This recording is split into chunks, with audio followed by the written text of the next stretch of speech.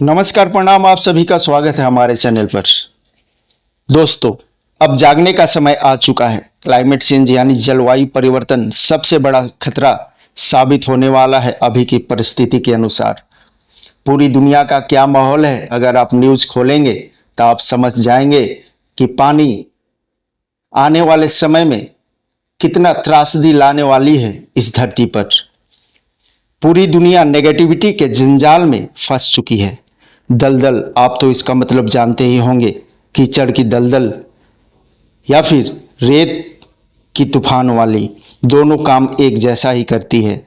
आप जितना निकलना चाहोगे आदमी उसमें उतना ही फंसता चला जाता है। अगर कोई व्यक्ति यह सोच रहा कि यहीं रुक जाते हैं तो बच जाएंगे, ऐसा अब हो नहीं सकता, क्योंकि समय हमारे हाथ से अब निकल चुका है। कलयुग की नाव का एक हिस्सा समुद्र में झुक चुका है, जिससे लोग फिसलते हुए नीचे गिर रहे हैं, जिसमें मनुष्य सबसे पहले समाप्त होंगे, क्योंकि हम आविष्कारों पर निर्भर हो चुके हैं, जिसे हम डेवलपमेंट का नाम दे रहे हैं। महाप्रलय की स्थिति में हमारे पास कोई प्रतिरोधक क्षमता नहीं कि हम उस परिवर्तन को झेल सकें।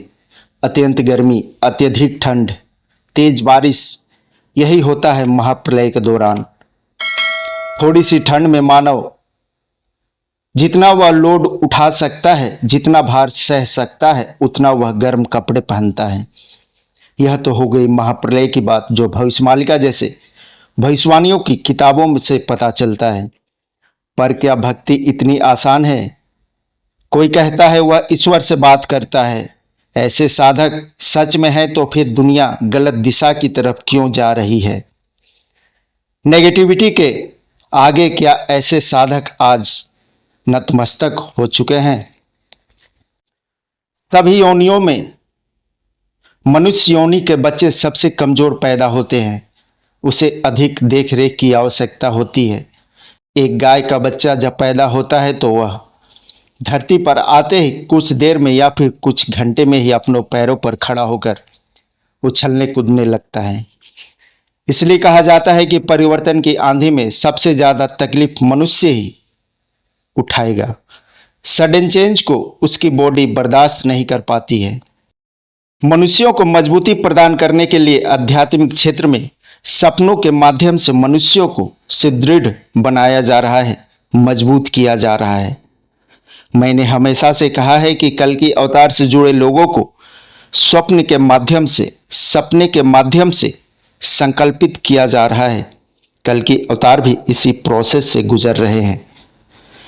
यह बिल्कुल वैसा ही है जैसे कोई एक आदमी अकेला चल रहा हो और धीरे धीरे उसके पीछे सैकड़ों लोग चल पड़ते हैं।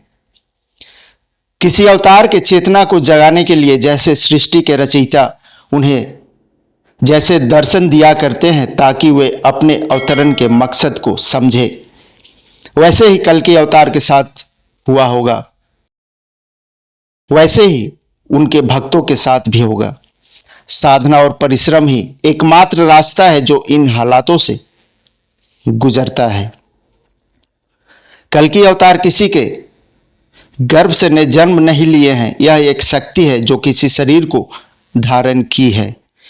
इसलिए कष्ट उनके शरीर को दिया गया ताकि वे दुनिया को समझे। तब परिश्रम, साधना से उन्हें गुजरना पड़ा, अपने आप को तपाया है।